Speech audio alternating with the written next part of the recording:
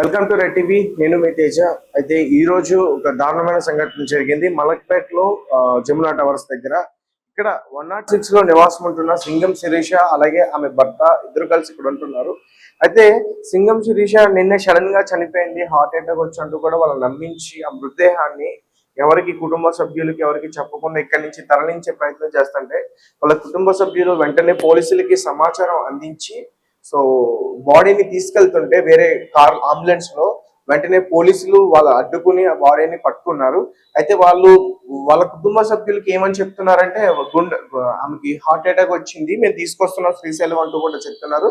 అంటే ఎవరికి చేయకుండా అంత్యక్రియలు పూర్తి చేద్దాం, సో ఎలాంటి డౌట్స్ లేకుండా అని చెప్పేసి ప్లాన్ చేసుకున్నారు. అయితే ఏంటంటే అత్త మామ వేధింపులు ఉన్నాయి ఆమెకి, ఎప్పటి నుంచో కూడా చాలా ఇబ్బంది పడుతున్నారు. అలాగే భర్త నుంచి కూడా చాలా వేధింపులు అయితే ఆమెకు ఉన్నాయి, చాలా ఇబ్బంది పడుతున్నారంటూ కూడా వాళ్ళ శిరీష యొక్క కుటుంబ సభ్యులు అయితే చెప్తున్నారు. అలాగే అంటే కొట్టి చంపేశారని చెప్తున్నారు. అలాగే శిరీష ఒంటి పైన చూస్తే మనకి విజువల్స్ లో మనకి పూర్తిగా అర్థమవుతుంది, తన ఒంటి పైన గాయాలన్నీ కూడా కనిపిస్తున్నాయి. ప్రస్తుతం వీళ్ళు ఇక్కడ లాక్ చేసుకుని వెళ్ళిపోయారు. అలాగే పోలీసులు కూడా ఇక్కడికి వచ్చి మొత్తం కూడా ఇదంతా కూడా క్లూస్ టీమ్ అంతా ఇక్కడికి వచ్చి కొన్ని క్లూస్ అయితే కలెక్ట్ చేసుకోవడం జరిగింది. అలాగే పోలీసులు కూడా ఇక్కడికి వచ్చి మొత్తం ఒకసారి చెక్ చేశారు, అంటే వీళ్ళు ఎట్లా ఆమెని హతమార్చి చంపేశారు అన్నట్టుగా. సో వాళ్ళు కూడా ఇక్కడికి వచ్చి చెక్ చేశారు. అయితే ఈ ఏరియా చూస్తే మనకి చాలా భయంకరంగా ఉంది. ఒకసారి ఇది చూస్తే అంటే లోపలికి మేము కింద నుంచి పైకి వస్తున్నప్పుడు అసలు ఇది జమినా టవర్స్ అపార్ట్మెంట్స్ లేకపోతే ఇంకేదైనా అనిపించింది, ఒకసారి మీరే చూడండి. సో అంటే ఇక్కడ ఎవరినన్నా ఏమన్నా చేసినా సరే ఎవరు అడిగే పరిస్థితి ఉండదు. ఇక్కడ ఎవరన్నా తీసుకొచ్చి ఏదైనా చేస్తున్నా కానీ అసలు కనిపించే లేకపోతే బయటికి వాయిస్ వినిపించే పరిస్థితి కూడా లేదు. సో మరి ఇక్కడే ఆమెను హతమార్చి చంపేశారా లేకపోతే వేరే ఏదైనా ప్రాంతానికి తీసుకెళ్లి ఆమెని హతమార్చి ఈ విధంగా గుండెపోటు వచ్చినట్టు కూడా చెప్పేందుకు ట్రై చేస్తున్నారా? అలాగే పక్కన కూడా చూసుకుంటే పెద్దగా ఫ్యామిలీస్ అవి ఏమీ కూడా కనిపించట్లేదు. సో మొత్తం చెక్ చేసి అంటే పక్కన చుట్టుపక్కల వాళ్ళతో మాట్లాడడానికి ట్రై చేస్తే అన్ని కూడా లాక్ చేసి ఉన్నాయి. సో అంటే బహుశా వాళ్ళు ఆఫీస్కి వెళ్ళిపోయారని చెప్తున్నారు. ఒక పెద్ద అయితే చెప్తున్నారు కానీ ఆయనకి అంత సమాచారం అయితే తెలియదు అని అంటున్నారు.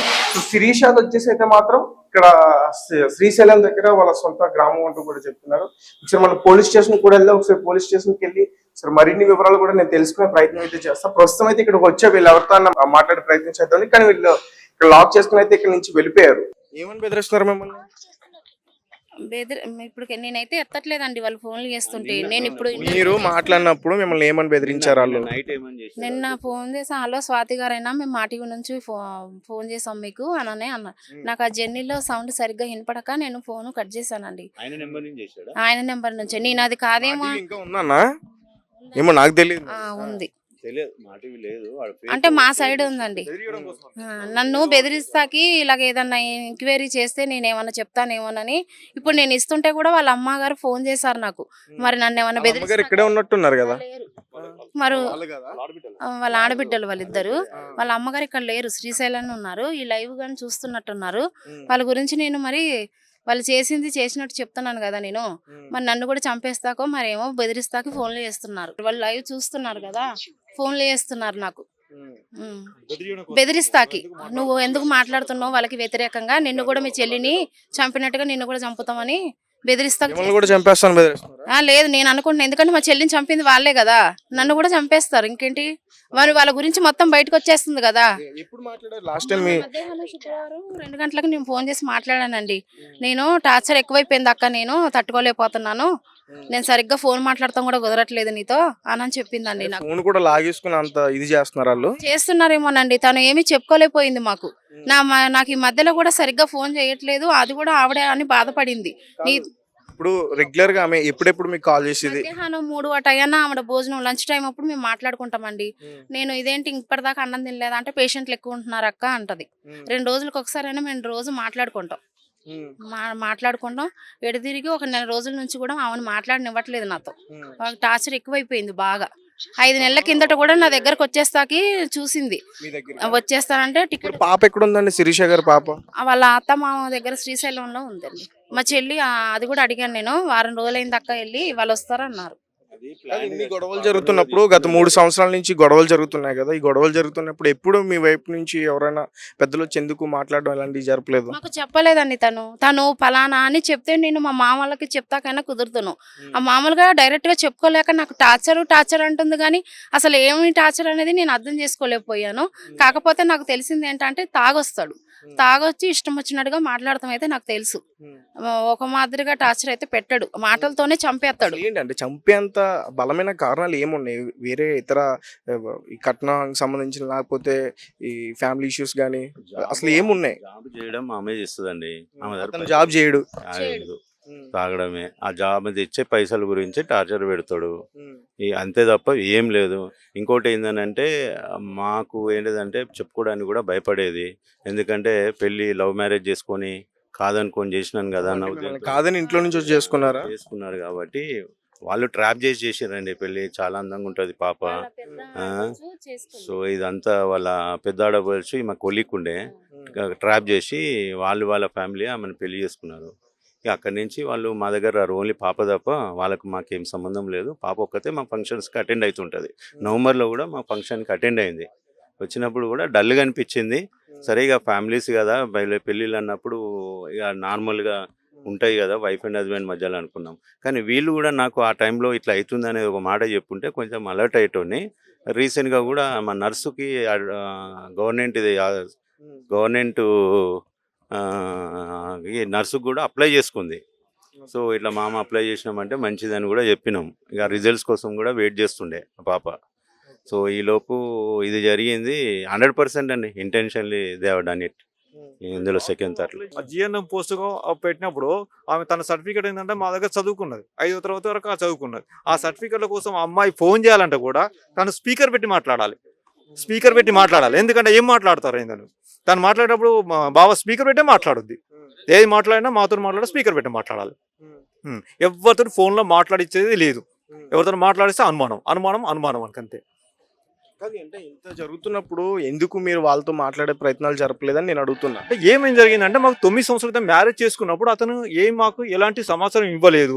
చేసుకున్నప్పుడైనా కనీసం ఆమె కొంచెం హ్యాపీగా ఉంటుంది. వాడు అనుమానించే వ్యక్తి అన్నప్పుడు మేము ఏం చేస్తాం, ఇక ప్రతిసారి ఇలాంటి ఎందుకు మనం జోక్యం చేసుకుంటే వాడు ఏం చేస్తాడో ఏందనేది ఒక భయంతో అంతే. అంత తప్పించి మేమేం లేదు. కాంటాక్ట్లో ఉంటుంది. ఏమైనా సమస్య ఉంటే తను ఉన్నది, ఇప్పుడు మా మరదలు ఉంది, ఇప్పుడు ఈమెతోటి కాంటాక్ట్లో ఉంటాడు కాబట్టి ఆ ఉద్దేశించి ఏదైనా విషయం ఉంటే చెప్తుంది లేని ఉద్దేశించి మేము కొంచెం సైలెంట్గా ఉండడం. మేజర్గా ఏమైనా అయితే మేము ఖచ్చితంగా జోక్యం చేసుకునే వాళ్ళని, కానీ ఇంతవరకు వస్తుందని అయితే మేము గెస్ చేయలేదు అసలు. అమ్మ లాస్ట్ టైం మీతో మాట్లాడినప్పుడు అంటే మీరు తీసుకెళ్ళుంటే ఆమె బతికే ఛాన్స్ ఉండే కదా? అవునండి, నాకు ఒక్క మాట చెప్పినా మా మామ వాళ్ళకి నేను ఫోన్ చేద్దునండి, చెప్పలేదు. తను ఆమె మొత్తం అంతా కడుపులోనే దాచుకుంది. ఎందుకంటే ఎవరికి చెప్పకుండా పెళ్లి చేసుకుంది. తన బాధలు కూడా మాతో ఎవరితోనూ కూడా చెప్పుకోలేకపోయిందండి. చూసారా ఇప్పుడు అమ్మాయిని బాడీని తీసుకొచ్చిన తర్వాత? చూసారా అసలు బాడీని చూసిన తర్వాత? దెబ్బలు ఉన్నాయండి ఒంటి నిండా, ఈ కొట్టి చంపేశారు తన్ని. ఆమెకు హార్ట్ అటాక్ అయితే రాలేదు. ఏజ్ ఎంత సార్ అసలు? 32. అంటే ఆమెకి ఎప్పుడైనా మీ చిన్నప్పటి నుంచి కానీ హెల్త్ ఇష్యూస్ అట్లా ఉండడం? ఆమె బాగా హెల్దీగానే ఉంటది. ఇంకా మాకన్నా ఏమన్నా ఉంటాయి కానీ తనకు అసలు ఏమీ లేవు. చాలా బాగుంటది కూడా. ఇంకా వాళ్ళని అదుపులోకి తీసుకోలేదు? పోలీసు వాళ్ళు అదుపులో తీసుకోలేదు, తీసుకుంటా అన్నారు. ఇది అయిపోయినాక తీసుకుంటామని చెప్పారు. మేమైతే డిపార్ట్మెంట్లో అయితే కంప్లైంట్ ఇచ్చాము, కేసులు బుక్ చేశారు. ఎఫ్ఐఆర్ కాపీ కూడా మేము తీసుకున్నాం వాళ్ళ దగ్గర నుంచి. సో మా డిమాండ్ ఏం లేదండి, పాప చిన్న పాప ఉంది ఒకటి. రెండోది ఏంటిదంటే మనిషి ఇట్లా చనిపోయింది రాదు. సో ఆ పాప విషయంలో కానీ వీనికి ఇట్లాంటిది మళ్ళీ ఫ్యూచర్లో వీడు ఏదో ఇంటెన్షన్తో చేసిన ఫ్యామిలీ.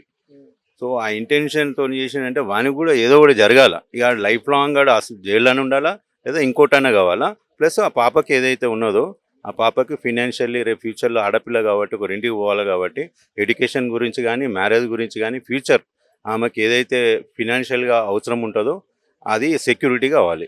వాడికి పెద్ద శిక్ష పడాలి, బయటికి రావద్దు. ప్లస్ ఆ పిల్లకి కూడా వాళ్ళ వైపు నుంచి హాని ఉందని చెప్తున్నారా? ఉండొచ్చు, ఛాన్సెస్ ఉండొచ్చు కదా. ఎందుకనంటే ఇప్పుడు నాకు ఇంకో డౌట్ ఏమొస్తుందంటే ఈ పాప ఎప్పుడు ఉండేది, రీసెంట్గా వాళ్ళ ఊరికి పంపించారంట. ఈ 3 రోజుల నుంచి కొట్లాళ్ళు అవుతున్నాయి. పాప పోయింది 3-4 రోజుల ముందే పోయారంట వాళ్ళ అత్తవారి ఇంటికి. పోయిన తర్వాత జరిగింది, ఎందుకంటే రేపు పాప ఎవిడెన్స్గా ఉంటుందని.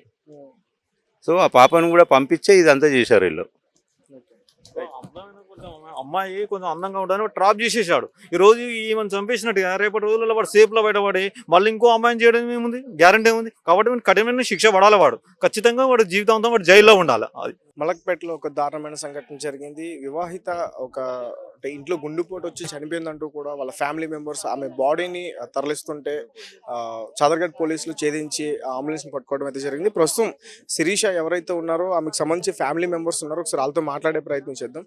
సార్ చెప్పండి, అసలు ఆ అమ్మాయి చనిపోయిన తర్వాత మీకు ఇన్ఫార్మ్ చేశారా లేదా? ఇన్ఫార్మ్ చేయకుండా బాడీని తీసుకెళ్ళిపోతున్నారు అని చెప్తున్నారు.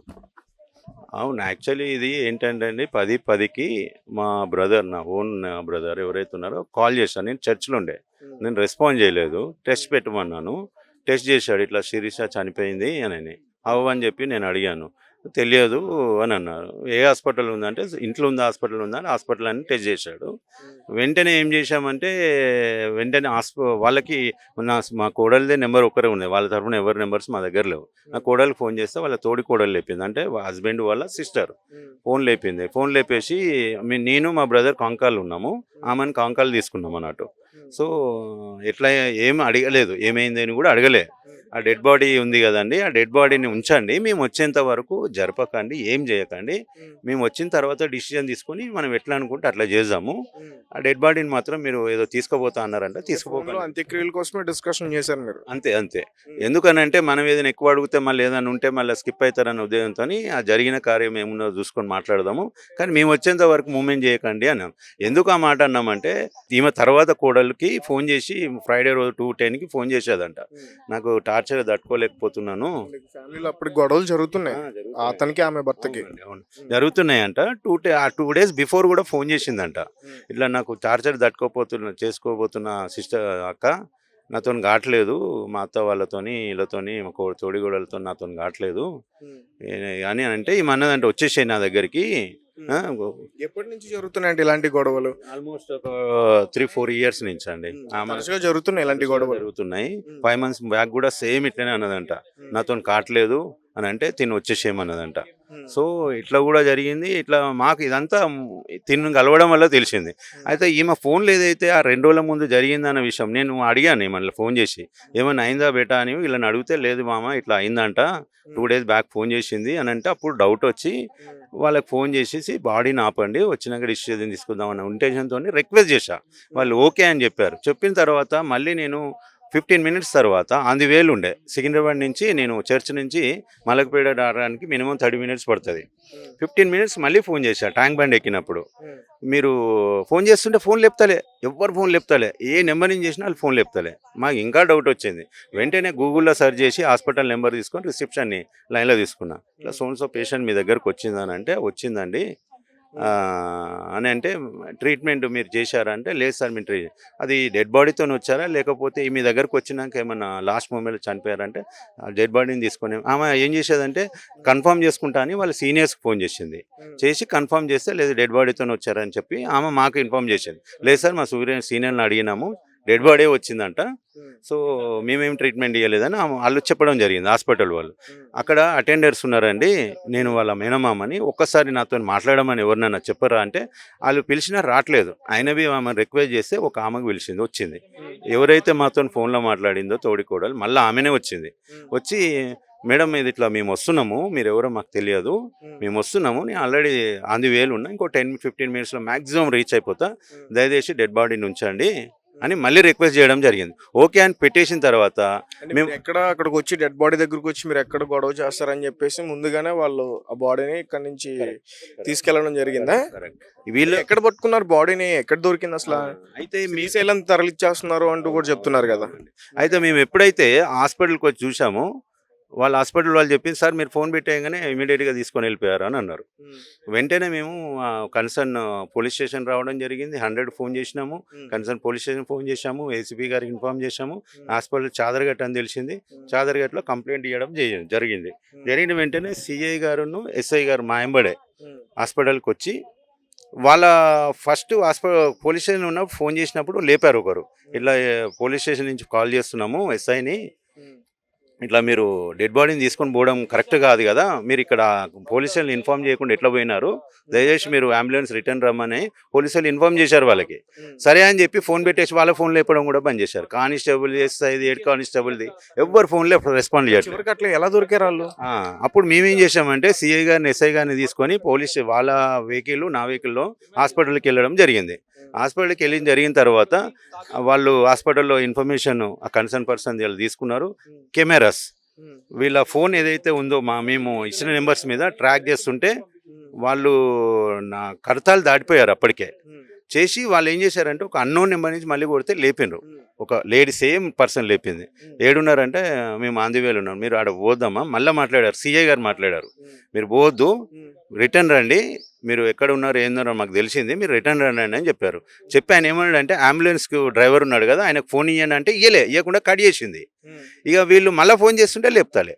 ఇక అప్పుడు ఏం చేశారంటే ఈ ట్రాకింగ్ వల్ల ఫోన్ ట్రేస్ చేసుకొని వీళ్ళు ఎక్కడున్నారని తెలుసుకొని ఆ కెమెరాలకు వెళ్ళి ఆ అంబులెన్స్ కూడా వీళ్ళు తెలివిగా హాస్పిటల్ అంబులెన్స్ యూజ్ చేయకుండా బయట నుంచి బుక్ చేసుకొని అలా నెంబర్స్ ఉండవని చేసుకొని వెళ్ళిపోయారు. వీళ్ళు ఏం చేశారంటే కెమెరా త్రూ అంబులెన్స్ నెంబర్ పట్టుకొని అది చేసుకొని డ్రైవర్ని కాంటాక్ట్లోకి వెళ్ళారు. డ్రైవర్కి వార్నింగ్ ఇచ్చారు, నువ్వు ఇక్కడ రాకపోతే కేసు బుక్ అవుతుంది, ప్రాబ్లం ఏదో ఉంది, నువ్వు ఇమీడియట్గా డెడ్ బాడీ తీసుకొని చాదర్ఘట్ పోలీస్ స్టేషన్ రావాలని. ఆయన నెంబర్, డ్రైవర్ నెంబరును ఆ వెహికల్ నెంబరు సిఐ గారు మా ముందే తీసుకోవడం జరిగింది. అక్కడి నుంచి ఎస్ఐ అది మన డ్రైవర్ మాకు కాంటాక్ట్లు ఉన్నారు. అక్కడ శ్రీశైలం తరలించేసి మీకు చెప్పకుండా అంత్యక్రియలు కనుక జరిగిపోతే అమ్మాయి ఎలా చనిపోయింది అనేది ఒక మిస్టేక్ గానే ఉండిపోయింది. 100% అదే డౌట్తోనే నేను పోలీస్ స్టేషన్లో ఒకటే చెప్పాను, సార్ మీ కాల్ పట్టుకుంటా, ఇంకోటి పట్టుకుంటా, అది ఏమైందని బాడీని మాత్రం వాళ్ళు ఏం చేయకుండా మాకు పట్టుకునేటట్టు చేయండి అని వాళ్ళతోనే నేను 1.5 hour వాళ్ళతోనే ఉండి, వాళ్ళు ఉస్మానియా హాస్పిటల్ బాడీ వచ్చేంత వరకు పోలీసు వాళ్ళతో ఉండి, పోలీసు వాళ్ళు కూడా చాలా అంటే చాలా రిటర్న్ వచ్చిన తర్వాత వాళ్ళు ఏం చెప్తున్నారు? ఇప్పుడు అత్త మామ కానీ ఇక్కడ కూడా ఉన్నారు కదా, వాళ్ళు ఇక్కడికి వచ్చిన తర్వాత ఏం మీతో మాట్లాడారా? ఎలాంటి విషయాలు చెప్తున్నారు? మేము పోలీస్ స్టేషన్లో ఉన్నప్పుడు ఈ బాడీ ఇక్కడ వచ్చేసిన తర్వాత కొద్దిసేపటికి వాళ్ళు పోలీస్ స్టేషన్ రావడం జరిగింది. మా ముందు అప్లికేషన్ రాస్తున్నారు, ఇట్లా చనిపోయింది, న్యాచురల్ డెత్, చెస్ట్ పెయిన్తో చనిపోయింది అనేది అప్లికేషన్ రాస్తున్నారు మళ్ళీ రాకుండా. అప్పుడు రాస్తుంటే నేను మాతోనున్న ఎస్ఐ గారిని అన్నాను, సార్ అది మాది ఎఫ్ఐఆర్ కాపీ ఇవ్వండి, మళ్ళీ రాస్తున్నారు, ఎఫ్ఐఆర్ కాపీ నాకు ఇవ్వండి అని చెప్పి వాళ్ళని రిక్వెస్ట్ చేయడం జరిగింది అన్నట్టు. సో జరిగిన తర్వాత అప్పుడు ఆయన ఎస్ఐ గారు అన్నారు, అమ్మ నువ్వు వాడు బయటకు పో, మేము ఇక్కడ పని చేస్తున్నాం కదా అని ఎస్ఐ గారు ఆమెకు చెప్పడం జరిగింది. వాళ్ళు వెళ్ళిపోయారు. వెళ్ళిపోయినాక మాది కంప్లైంట్ రాసుకున్నాక వాళ్ళు పక్కన వచ్చి కూర్చున్నారు. కూర్చొని ఆమె చెప్తుంది వర్షన్, ఇట్లా చెస్ట్ పెయిన్ అది ఇది అని ఏదో చెప్తుంది. ఆమె ఎవరని అంటే మా సిస్టర్ వాళ్ళ హస్బెండ్ వాళ్ళ సిస్టర్, మాతో ఫోన్లో ఎవరైతే ఉన్నారో ఆమెని వెంటనే నేను అన్నాను, నీతో నేను మాట్లాడినాను కదా, మాట్లాడినప్పుడు నువ్వు ఒకవేళ న్యాచురల్ డెత్ అని నీకు అనిపిస్తే నేను అన్నిసార్లు రిక్వెస్ట్ చేశా, అన్నిసార్లు ఫోన్ చేసినా, నీ రిక్వెస్ట్ చేసిన తర్వాత ఫోన్ లేపలేదు, నువ్వు డెడ్ బాడీని తీసుకొని ఎందుకు పారిపోయినావు అని నేను ఎస్ఐ గారి ముందే పాయింట్అవుట్ చేశా. ఆమెని ఎవరైతే ఫోన్ రెస్పాన్స్ చేసిందో అలా తోడుకోవడాన్ని ఉన్నారు, అక్కడ కూర్చొని ఉంది. అడిగితే ఆమె మా మీదే ఎగురుతుంది, అరే నువ్వు అలా మేనమామ అని మాకు తెలియదు కదా, అందుకే మీకు ఇన్ఫర్మేషన్ ఇవ్వలేదు, మీరు ఎవరు అని అంటే వెంటనే అన్న, ఒకవేళ నేను మేనమామ కాదని తెలిసిందనుకో, మీ హస్బెండ్ నవంబర్కి మా ఫంక్షన్కి ఎందుకు పంపించండు మా కోడల్ని? అది కాకుండా మా మేనమోడలకి ఫోన్ చేసి నువ్వు కన్ఫర్మ్ చేసుకోవచ్చు కదా, వీళ్ళు ఎవరో సురేష్ అంట, మధుకర్ అంట, మైనమ్మ అంట, కరెక్టేనా కాదా, వాళ్ళు బాడీ చూస్తా అంటున్నారు, అది కన్ఫర్మ్ చేసుకోవచ్చు కదా, అది కూడా ఎందుకు కన్ఫర్మ్ చేసుకోకుండా బాడీని తీసుకొని పారిపోయారు? అది కాకుండా నా మేనకోడళ్ళు వాళ్ళు అందువేలో ఉండే, ఖమ్మం నుంచి వస్తున్నారు, పరకాల నుంచి వస్తున్నారు, వాళ్ళు ఉండమని అన్నప్పుడు వాళ్ళకు కూడా మీరు చూపించకుండా, వాళ్ళు వచ్చేదాకా కూడా ఉండకుండా మీరు ఎందుకు పారిపోయినారు? సో మాకు ఆర్గ్యుమెంట్ ఏం లేదు, మాకు ఒకటి డౌట్ ఉంది, మీరా ఇంకోరా ఏమైనా జరిగిందని ఇదైతే 100% మాకు డౌట్ ఉంది. ఆ రిపోర్ట్ వచ్చిన తర్వాత ఏందనేది తెలుస్తుంది. బాడీని తీసుకొచ్చిన తర్వాత ఇప్పుడు ఆ ఒంటి మీద గాయాలన్నీ అని చెప్తాను, మీరు చూసారా? నేను చూసాం, చెస్ట్ నీకు నేను వీడియో ఉంది, వీడియో తీశాను మొత్తం. వీడియోలో క్లియర్గా నెక్ మొత్తం బ్లాక్ అయిపోయింది, మెడ పెట్టి బిస్కారు. ఇంకోటి ఇద్దరు ఈ హార్మ్స్ ఉన్నాయి కదా, గట్టిగా పట్టేసుకున్నారు, మొత్తం కమిలిపోయినాయి, ఈడ కమిలిపోయినాయి, మెడ కమిలిపోయింది, చెస్ట్ మీద కమిలిపోయింది.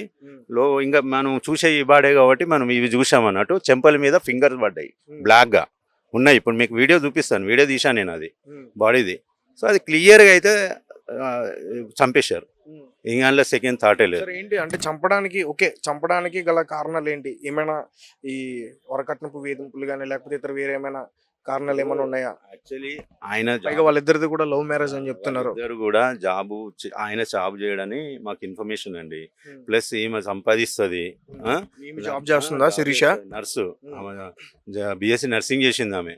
నర్సింగ్ ఇక్కడనే ఆమె అప్రెంటిస్ కూడా చేసింది ఉస్మానియాలోనే. సో చాలా తెలివిగలది. సో చాలా అనుమానిస్తాడంట తాగుబోతూ. మీరు చూడండి ఒక మనిషి ఒకసారి చూస్తే మీకు ఐడియా వస్తుంది ఆ మనిషి ఎట్లున్నాడు. నా మేనకోడలు ఫోటో చూడండి, ఆయనను చూడండి. సో ఇద్దరు పెళ్ళైనప్పుడు ఎట్లున్నారు, ఇప్పుడు ఎట్లున్నాడు, నా మేనకోడలు ఎట్లున్నారు. పెద్దలు సమక్షంలో పెళ్లి జరిగిందా? వాళ్ళు ఓన్లీ వాళ్ళ సిస్టర్స్ ఆడు ట్రాప్ చేసి ఆమెను పెళ్లి చేసి ఉన్నారండి. అప్పటి నుంచి ఇప్పటి వరకు వాళ్ళు మా దగ్గర రారు. మాకు మేనకోడలు ఒక్కరే మా ఫంక్షన్స్కి అటెండ్ అవుతారు. సో ఆ మేనకోడలు తప్ప మాకు ఫోన్ నెంబర్ లేరు. మళ్ళీ వాళ్ళు పెంచుకున్న వాళ్ళు ఎవరైతే ఉన్నారో వాళ్ళ నెంబర్సే ఉన్నాయి మాకు. వీళ్ళకి సంబంధించి మాకు ఏం లేదు కాంటాక్ట్. సో ఇదైతే 200% చెప్తున్నాం అండి. ఇదంతా మామ ఇద్దరునా?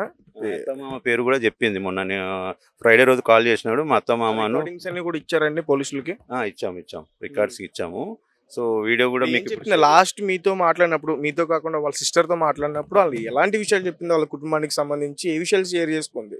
నేను వచ్చేస్తానని చెప్తుందా, నన్ను ఇంటికి తీసుకెళ్ళానని చెప్తుందా, అసలు ఏం చెప్పింది? ఆ ఫోన్ కాల్ రికార్డింగ్ అసలు ఏముంది? టార్చర్ని తట్టుకోలేకపోతున్నాను అంటే నా కోడలు, ఇంకో కోడలు అన్నదంటే ఇక్కడికి వచ్చేసే అక్క చెల్లె, తోడి కోడలు కాదు అక్క, చనిపోయినాం సొంత సిస్టర్ ఫోన్ చేసి నేను టార్చర్ తట్టుకోలేకపోతున్నా, మా అత్తమామది, మా హస్బెండ్ది, మా తోడి కోడలది అని అంటే, నువ్వు వచ్చేసి చెల్ల మా దగ్గరకు వచ్చేసాయి, ఇక్కడ మనకు మస్తు జాబులు ఉన్నాయి, మనం చేసుకోవచ్చు జంగారెడ్డి కూడా, నువ్వు వచ్చేయని మొన్న ఫ్రైడే రోజు కూడా చెప్పడం జరిగిందంట.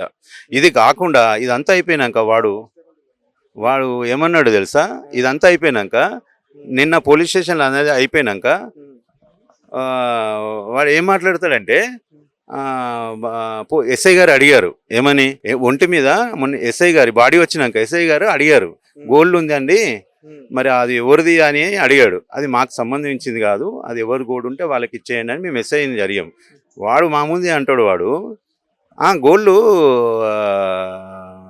గోల్డ్ వాళ్ళకి వెళ్ళి ఇస్తారు, అది మా గోల్డ్ అని వాడు ఆ టైంలో మేమేమో గోల్డ్ ఎవరిదో మాకు తెలియదని మేము అంటుంటే, భర్తకు కానీ అటు అత్తకు కానీ వాళ్ళ మామకు కానీ ఆమె చనిపోయిన విషయం అసలు వాళ్ళకి బాధను కలిగించట్లేదు.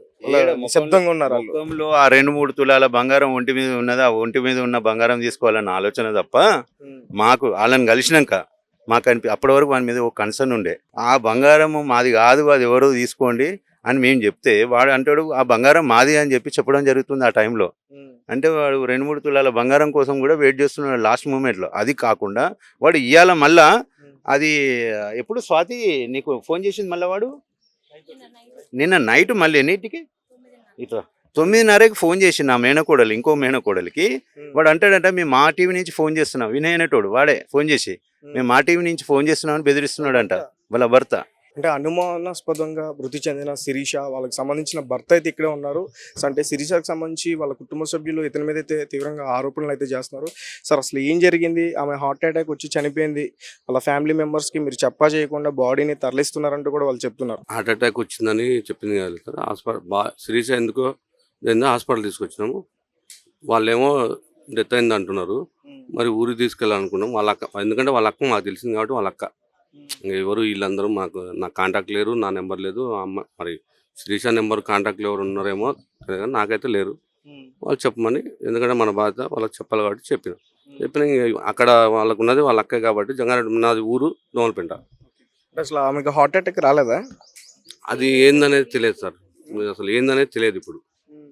హార్ట్ అటాక్ వాళ్ళ ఫ్యామిలీ మెంబర్స్ అందరూ శిరీషకి గుండె నొప్పి వచ్చి చనిపోయింది, సో మీరు ఇన్ఫార్మ్ చేశారు, ఫోన్ చేశాను చెప్తున్నారు. లేదు, వాళ్ళు ఫోన్ చేసింది చనిపోయింది, హాస్పిటల్ తీసుకొచ్చినాము. నైట్ ఏదో ఇక్కడ పెయిన్ వస్తుందని తనతో అన్నదండి, నేను నాతో కూడా లేదు. క్యాన్లో పెట్టుకుంది మా సిస్టరే సార్. తనే ఉన్నారండి సిచ్యువేషన్ జరుగుతున్నప్పుడు ఉన్నారా? తన చెస్ట్ లో పెయిన్ వచ్చినప్పుడు మీరు ఉన్నారా? అన్ఈజీగా ఉంది, కొంచెం హెల్త్ బాగాలేదు అని చెప్పింది అంతే. మార్నింగ్ అన్నం తిన్నది, టీవీ చూసాము. పొద్దున 8:30కి లేవలేదు ఏందని చెప్పేసి నేనే లేపిన. లేపేసరికి ఏం ఉలుకు పలుకు లేకుండా ఉంటే సిపిఆర్ అట్లా చేసి గట్టిగా ఇట్లా కొట్టి చంపల మీద ఏదో మీద కొట్టి ఇట్లా లేపడానికి ట్రై చేసిన. అప్పటికి ఏం లేదంటే మా బ్రదర్కి పిలిచి 108కి ఫోన్ చేయి, ఏమైందో ఏం లేదు చూద్దాం అని తీసుకెళ్ళింది. అక్కడ వెళ్తే బ్రాడ్ డెత్ అని చెప్పారు. బ్రాడ్ డెత్ అంటే మెట్రో క్యూర్ హాస్పిటల్కి వెళ్తే బ్రాడ్ డెత్ అని చెప్పి వాళ్ళ సిస్టర్కి ఫోన్ చేసి ఇట్లా ఆమెని మీరు హాస్పిటల్కి తీసుకెళ్తున్నప్పుడు ఆమెకి కొన ఊపిరి ఉందా లేదా? ఏం లేదన్నారు. 108లో తీసుకెళ్ళాం. మీరు ఎమర్జెన్సీగా 108 తీసుకెళ్ళిపోయాం. అక్కడికి వెళ్ళేసరికి ఏం లేదు, బ్రాడ్ డెత్ అని చెప్పారు. అయితే వాళ్ళ సిస్టర్కి ఫోన్ చేసి మేము ఇట్లా హాస్పిటల్కి తీసుకొచ్చాము, ఏం లేదని చెప్తున్నారు, ఊరికి తీసుకెళ్తున్నాము, ఊరి దగ్గరికి రా అని చెప్పినాం అంతే. ఇంక మేము చెప్పింది అంటే హాస్పిటల్లోనే ఆమె డెత్ అయిందని చెప్పారా? చెప్పాము, అక్కడే చెప్పాము. ఫ్యామిలీ మెంబర్స్కి ఇన్ఫార్మ్ చేశారా మీరు? నేనే చేసాను. అంటే వాళ్ళు ఏం చెప్తున్నారంటే మీరు కాల్ లిఫ్ట్ చేయకుండా బాడీని తరలించేసే ప్రయత్నం చేస్తున్నారు అని చెప్తున్నారు. తీసుకెళ్ళాము. వాళ్ళకి ఎవరు లేరని చేసుకున్నారు మ్యారేజ్. ఒకవేళ నేను అనుకోని ఒకవేళ నాది అట్లే ఆలోచించుంటే ఎవరు చేయకుండా ఊరు తీసిపెట్టాను. ఫోన్ చేసి ఇన్ఫర్మేషన్ చేయాల్సిన అవసరం నాకు, నా బాధ్యత కాబట్టి చెప్పిన. వాళ్ళ ఇంట్లో వాళ్ళకి చెప్పాలి, ఏది ఉన్నా రేపు ఈ రోజు కాబట్టి రేపైనా ఏదైనా ఇంటి దగ్గర తీసుకుపోయినా మళ్ళా చేయాలని కూడా చేయొచ్చు. అది కూడా ఒకవేళ పోస్ట్ మార్టం అంటే నేను చెప్పిన అక్కడే చెప్పిద్దామా రండి, ఎందుకంటే ఊరు నాకు దోమలపేట నా ప్రాపర్ కాబట్టి అక్కడ ఉంటారు, మా పాప కూడా ఆడ ఉంది. కాదు, ఇప్పుడు వాళ్ళ ఫ్యామిలీ మెంబర్స్ వెయిట్ చేయమన్నప్పుడు మీరు ఎందుకు వెయిట్ చేయలేదు? మిమ్మల్ని ట్రేస్ చేసి పట్టుకున్నారు పోలీసులు అని చెప్తున్నారు. నేనే రిటర్న్ వచ్చిన అంబులెన్స్, నేనే రిటర్న్ వచ్చినది. పోలీసులు వాళ్ళనే అడగండి. రిటర్న్ వచ్చింది మేమే రిటర్న్ వచ్చినాము. చార్గట్ పిఎస్కి వచ్చినాక ఉస్మానియాకి పంపించింది. అంటే పోలీసులు సీసీ కెమెరాలో చెక్ చేసి అంబులెన్స్ నెంబర్ ట్రేస్ చేసి పట్టుకున్నారు. అవ్వలేదు సార్, అట్లా ఏం లేదు. అమ్మ మీరు అట్లా ఇన్ఫార్మ్ చేయకుండా తీసుకెళ్ళకూడదు, వెనక్కి రండి అని చెప్పాము, వచ్చేసినాం. అంటే మాకు తెలియదు సార్, ఎత్తైంది కదా మా ఊరికి తీసుకెళ్దామని ఇన్ఫార్మ్ చేసి తీసుకెళ్తున్నాం. సరే అంటే మేము వెనక్కి రండి అంటే వెనక్కి వచ్చేసినాం అంతే. మేము చెప్పకుండా అంబులెన్స్ సార్ చెప్పకుండా అంబులెన్స్ ట్రై చేస్తాం, మా నెంబర్ మేము చెప్పకుండా చేస్తాం. ఫోన్లు కట్ చేస్తే నెంబర్ సీసీటీవీలో చెక్ చేసి సార్ ఇది పాసిబుల్ అంటాం. మీరు ఒకసారి ఎస్ఐ గారిని అడగండి. మామూలుగా నార్మల్గా నెంబర్ ట్రేస్ చేస్తే వస్తుంది సార్. వస్తుంది కదా, వాళ్ళు చెప్తే నమ్ముతున్నాను. నా ఫోన్ ఆల్రెడీ 10% ఉండి ఈ ఫోన్లతోనే స్విచ్ ఆఫ్. నాకు ఊరు నుంచి ఫోన్లు మా వాళ్ళు ఏమైంది వినయ్ అని ఫోన్లతో స్విచ్ ఆఫ్ అయిపోయింది. నాకు ఈ టెన్షన్లో నేను ఎవరిని మాట్లాడాలి, ఎవరు కాంటాక్ట్ కావాలన్న ఆలోచన నా మైండ్ వేరే ఉంది. నా ఫోన్ స్విచ్ ఆఫ్ అయిపోయింది. తను మా సిస్టర్ వాళ్ళు ఫోన్ చేసిండ్రు, ఓన్ సిస్టరు. ఈమెనే మ్యారేజ్ చేసిన ఆ అమ్మాయిని చూసి నా దరిద్రమో అదృష్టమో అనాథ అంటే ఏదో ఇంత కష్టపడి 9 ఏళ్ళు ఒక చిన్నది లేకుండా చేసిన ఈరోజు నా మీద చేసిపోయింది. సార్ మీది లేదు, ఈమె చూసి చేసింది మ్యారేజ్. వాళ్ళు ప్రేమించి పెళ్లి చేసుకున్నారు అని చెప్పేసి అంటున్నారు. లవ్ మ్యారేజ్ తెలియదు, అరేంజ్ మ్యారేజ్ కూడా ఏ ఇయర్ జరిగిందో తెలియదు. పాప ఆమె ఎట్లుంటది ఏందో కూడా ఎప్పుడో వచ్చిన వాళ్ళు కూడా కాదు, వాళ్ళ సిస్టర్ ఎప్పుడైనా వచ్చేది మా దగ్గరికి. వాళ్ళ మేనమామ ఆయనేనా? ఏమో తెలియదు, ఎవరు అసలు వాళ్ళ లెవెల్లో ఎవరు వాళ్ళ సిస్టర్ తప్ప ఎవరు ఈ రోజు వరకు నాకు తెలియదు. నా మొహం కూడా వాళ్ళు ఈ రోజు చూసింటారు, ఇంతవరకు నా మొహం కూడా చూసింటారు. ఎందుకంటే వాళ్ళ ఇంటి నేను పోయింది లేదు, వాళ్ళు ఎవరు వచ్చింది లేదు. వాళ్ళ సిస్టర్ మాత్రం తెలుసు. అంటే అమ్మాయిని ఇష్టపడితే మీరు లేచిపోయి పెళ్లి చేసుకున్నారని చెప్తున్నారు మరి వాళ్ళు. సరే ఒకసారి సన్ రైజ్ హాస్పిటల్ ఉంది కదా సార్, వాళ్ళని కూడా తీసుకెళ్ళండి, వాళ్ళ మామయ్య వాళ్ళని. మొత్తం అక్కడ నుంచి ఎంక్వైరీ స్టార్ట్ చేయమనండి. నేను లేకపోయి పెళ్లి చేసుకున్నది, ఎక్కడ చేసుకున్నది, హాస్పిటల్ స్టాఫ్ ఎవరు ఉన్నారు, మొత్తం అన్ని వాళ్ళని కూడా మీరు ఏమనుకోకుండా వాళ్ళని కూడా తీసుకెళ్ళండి సార్. సన్ రైజ్ హాస్పిటల్ నుంచి స్టార్ట్ చేయండి. నేను లవ్ మ్యారేజ్ చేసుకున్నా. మీ భార్యకి మీకు ఏమైనా వేరే తగదల అలాంటి ఏమైనా ఉన్నాయా, ఇబ్బందులు ఏమైనా ఉన్నాయా? ఒక 3 years నుంచి కూడా మీరు గొడవ పడుతున్నారు అనేది వాళ్ళు చెప్తున్నారు. వాళ్ళు ఇంతకుముందేమో 2017 నుంచి అన్నారు, ఇప్పుడు మళ్ళీ కొంచెం 3 years అని. ఇప్పుడు రేపొద్దున 1 year అంటారో 10 days అంటారో. సార్ ఒకటి జరిగిన విషయము పక్కన పెడదాము, రేపు ఏం జరిగింది అనేది రేపు వచ్చిన తర్వాత ఎవరి శిక్షణ. నాకు కావాల్సింది ఏంటంటే వాళ్ళ ప్రెజర్ వల్లే చనిపోయిందేమో అని నేను అనుకుంటున్నా. వాళ్ళ ప్రెజర్ వల్ల, వాళ్ళ కాళ్ళు, ఎందుకంటే వాళ్ళ ఫ్యామిలీ తోటి అసలు టచ్ లో లేకుండా ఉన్న అమ్మాయి వాళ్ళ ప్రెజర్ వల్ల ఎలా చనిపోయింది? వాళ్ళే అంటారు, వాళ్ళ సిస్టర్ వాళ్ళే అంటారు.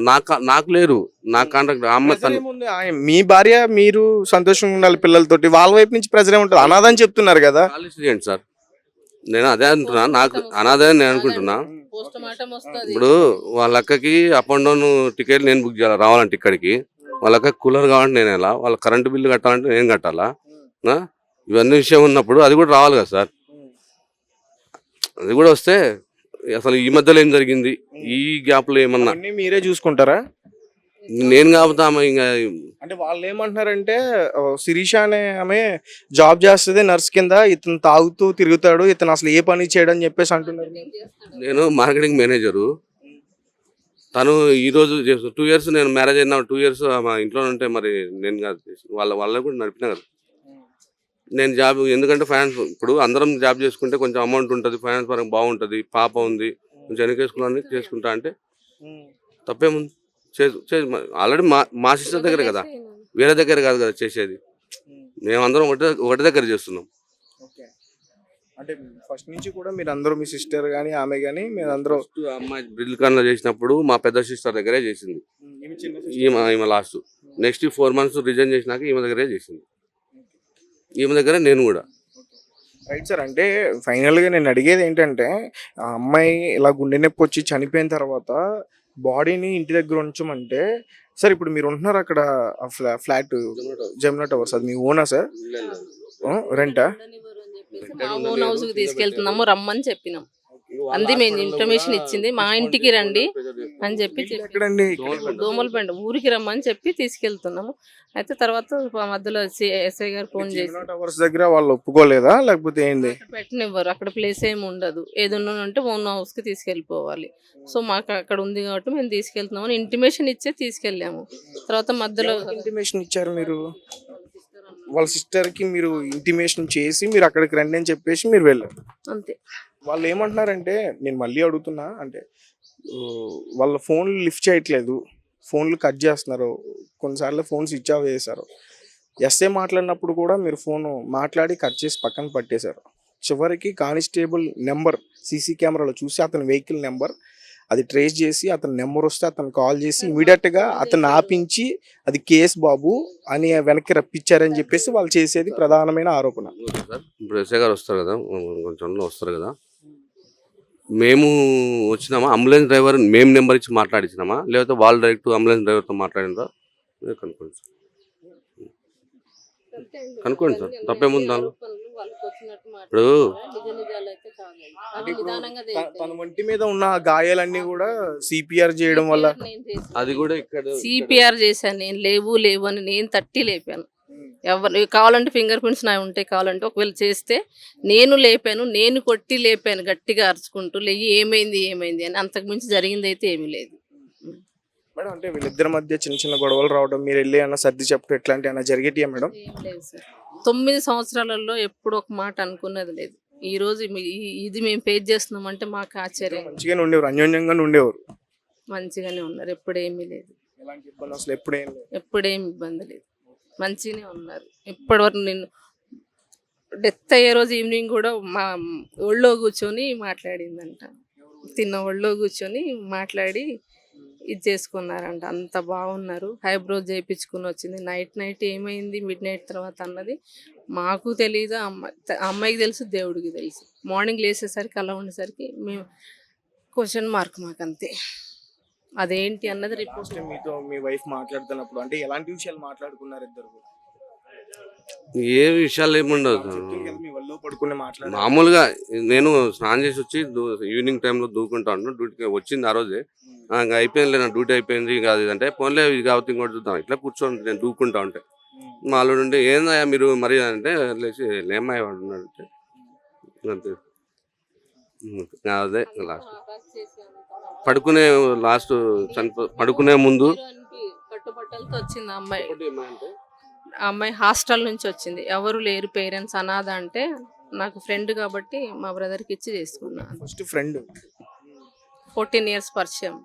మా ఫ్రెండ్ అని, మా అనాథ ఎవ్వరు లేరు, పేరెంట్స్ ఎవ్వరు లేరు అని అంటే మంచి అమ్మాయి అని మా తమ్ముడికి సింగిల్ ఎన్పి తీసుకోకుండా కట్టుబట్టలతో వచ్చింది, చేసుకున్నాం మేము. అప్పటి నుంచి ఇప్పటి వరకు మాకు ఎటువంటి అమ్మాయి మీద కానీ మా మీద కానీ ఏం లేదు. చేయాలంటే వాళ్ళ ఆస్తుల కోసం ఆశపడటం కాదు, వాళ్ళకి నేనే ఫైనాన్స్ మేమే చేసుకున్నాం. 0 అది అందరికి తెలుసు, వాళ్ళని ఉంటే వాళ్ళకి కూడా తెలిసి ఉంటుంది. ఇంకా ఇది ఎందుకు జరిగింది అనేది నేనే ఇప్పుడు తెలుసుకోవాలని ఒక భర్తగా నాకే ఇది అనిపిస్తుంది. అసలు ఏమైంది, ఎందుకు అంత ఒకవేళ ఏమైనా చేసుకుని లేదా ప్రజలు. సార్ ఎన్ని సంవత్సరాలు పాపకి? 19 సార్, 2019. ఇక్కడ పాప ఏడుంది ఇప్పుడు? 1 week డెవలప్మెంట్ వెళ్ళింది సార్ మా అమ్మ మా నాన్నతో. ఇక్కడ సెయింట్ జేవియర్స్ మన మలక్పేట న్యూ మార్కెట్ ఫంక్షన్ ఉంటే పాప మా పేరెంట్స్ పాప వెళ్ళారు అంతే. ఇవాళ యాక్చువల్గా నేను రావాల్సి ఉంది. సార్ అంటే ఇప్పుడు అత్త మామ అని కూడా పేర్లు వస్తున్నాయి, వాళ్ళ మీతో పాటు లేరా? ఉన్నారా?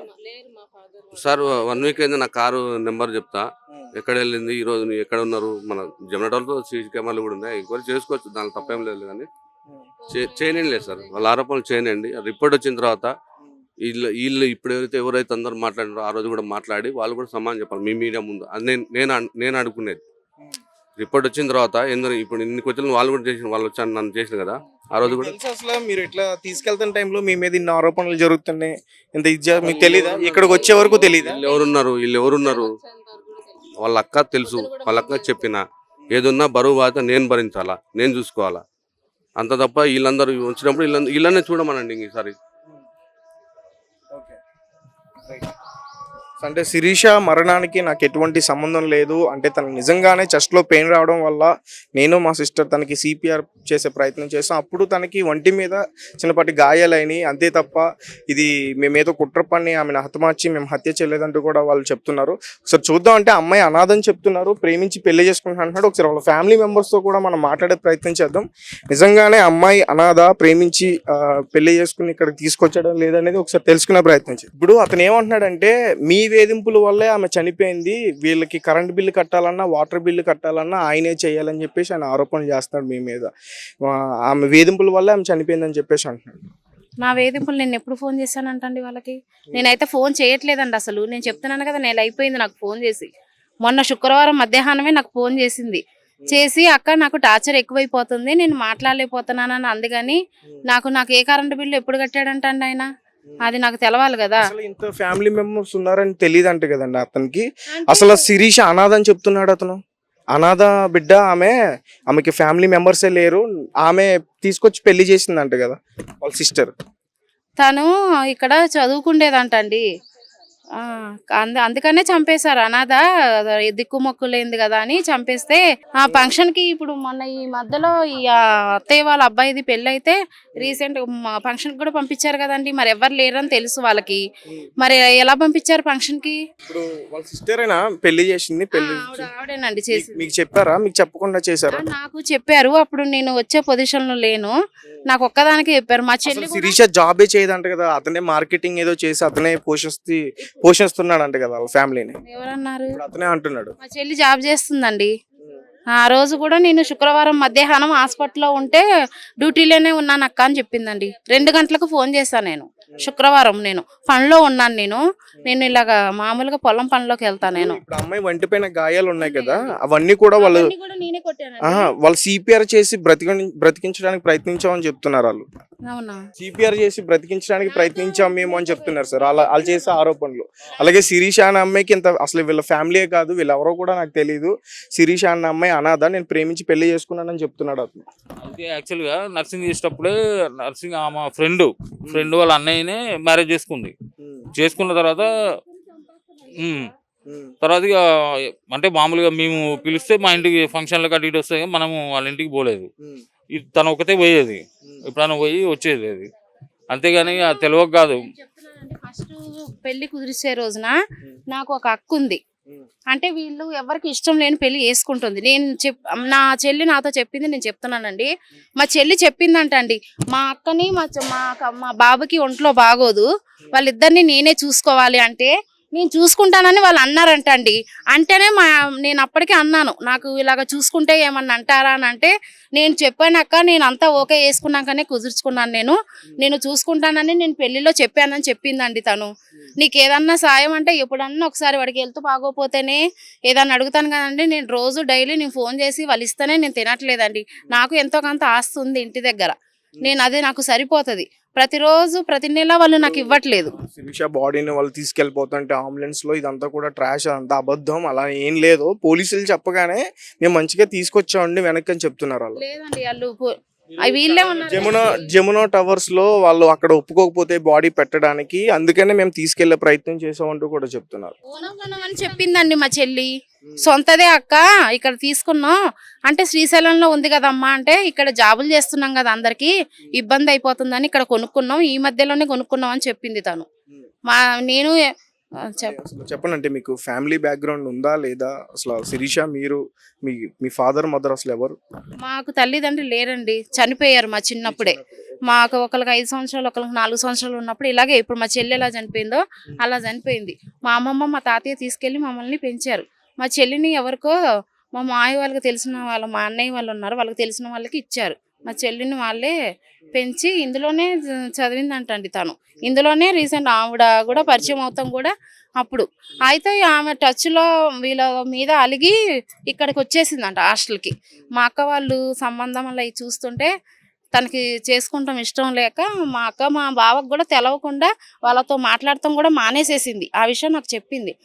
వచ్చేసానక్క ఇక్కడే ఉన్నానంటే ఈ హాస్పిటల్లోనే తను పరిచయం అయింది. తను పరిచయం అయినప్పుడు మా తమ్ముడిని ఇలా చేసుకుంటావా అంటే అదే చేసుకుంటాను అని అందంట. అన్నప్పుడు నా గురించి చెప్పిందంట అండి. ఇంకా వాళ్ళకి దొంగతనంగా కూడా నేనేమి చేయలేదుగా మేము. నా గురించి ఎలా చేస్తుంది తను? ఫస్ట్ పెళ్లి కుదిర్చినప్పుడు చెప్పింది కదా తను, మా అక్కని నేను చూసుకోవాలి, అలాగైతేనే నేను పెళ్లి చేసుకుంటానని చెప్పిందంట. ఎంత మరి ఆమె ఎక్కడి నుంచి వచ్చింది? ఎవరు అనాథ అనుకున్నప్పుడు ఆమెకి ఆమె వల్ల టార్చర్ ఎందుకు అవుతుంది? ఆమె ఎవరి వల్లనో టార్చర్ అయితే వాళ్ళు ఎప్పుడో యాక్షన్ తీసుకొని ఉండాలి కదా. ఎవరో ఎందుకు టార్చర్ చేస్తారా? ఆమెను పంపమని అడగాలి అని అంటే ఏదో రిలేషన్ ఉన్నట్టే కదా. రిలేషన్ ఉన్నది అన్నప్పుడు అనాథ ఎట్లయితుంది?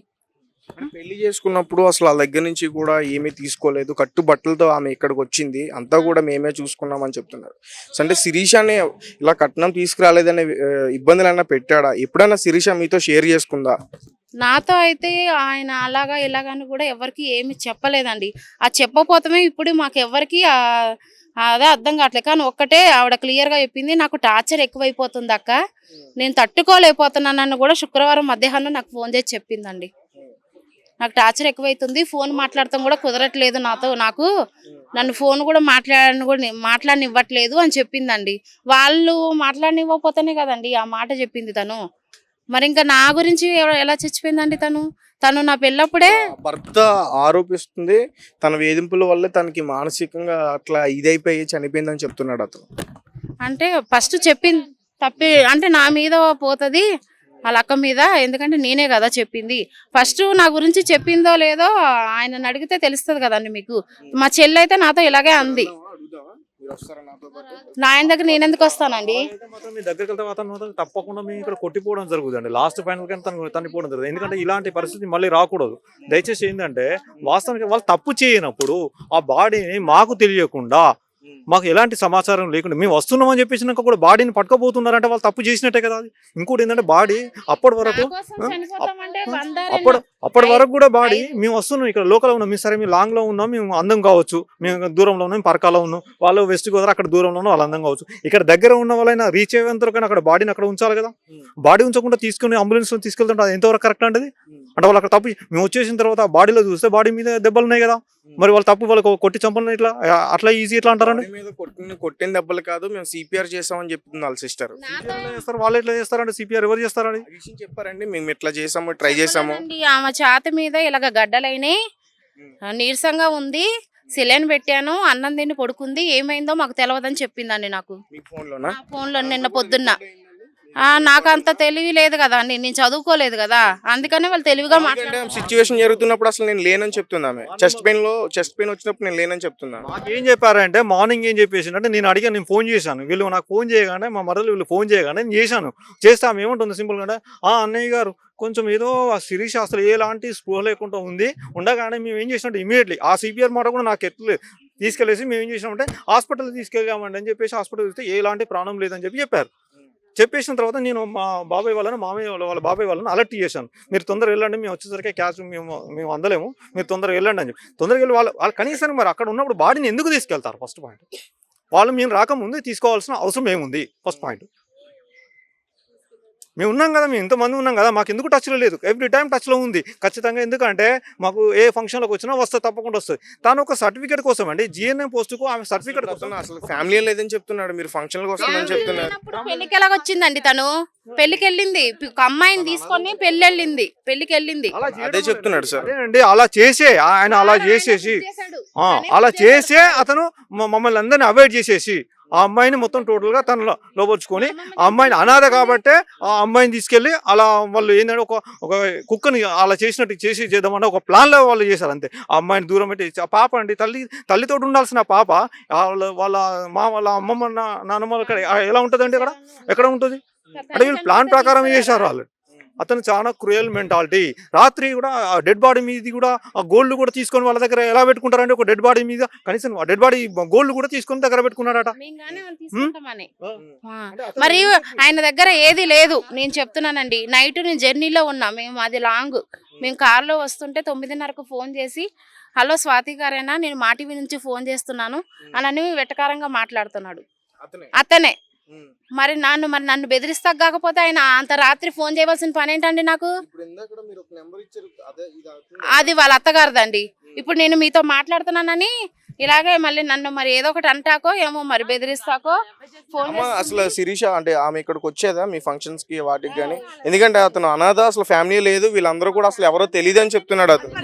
మేము ఎందుకు వచ్చామండి? మరి ఫ్యామిలీ లేనప్పుడు మాకేం అవసరం అని రావాలి? అంటే ఫ్యామిలీ లేదని చంపేస్తాడా? ఒక అమ్మాయి ప్రాణం తీసేస్తాడా వాడు? మరి ఫంక్షన్ కి ఎలా పంపించాడు? మొన్న ఫిబ్రవరిలో మా బాబు మ్యారేజ్ అయితే ఎంగేజ్మెంట్ రిసెప్షన్ వెళ్తూ ఉండేది ఆమె. రిసెప్షన్ కి పంపించాడు మొన్న ఫిబ్రవరిలో. ఎందుకు పంపించాడు తెలుసు తనకి.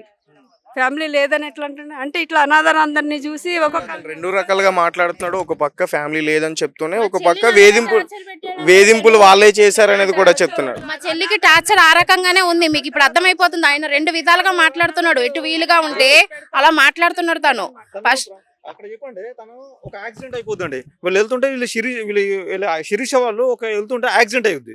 ఒక కారు యాక్సిడెంట్ అయిపోయినప్పుడు మేము సానుభూతుడు అయ్యో యాక్సిడెంట్ అయిందని తనకు తెలియగానే మేము ఇమీడియట్లీ ఫోన్ చేసి వాళ్ళ ఫ్యామిలీ మెంబర్స్ అందరితో మాట్లాడాము. మేము ఈ రకంగా పాపం శిరీషను కొంచెం మనకు కలుపుకోబోదాం ఉద్దేశించి, అన్నగారు నాకు తమ్ముడు అవుతారు కదా అని మా మిస్సెస్ ఇచ్చింది, మీ తమ్ముడితో మాట్లాడాలంటే కొంచెం పరామర్శించాను నేను.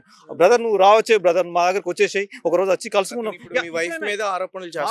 ఇప్పుడు తను మా మరదలు, మా మిస్సెస్ అక్కడ మా మరదలు, ఈమెతో ఎక్కువ టచ్ లో ఉంటారు వాళ్ళు ఇక్కడ.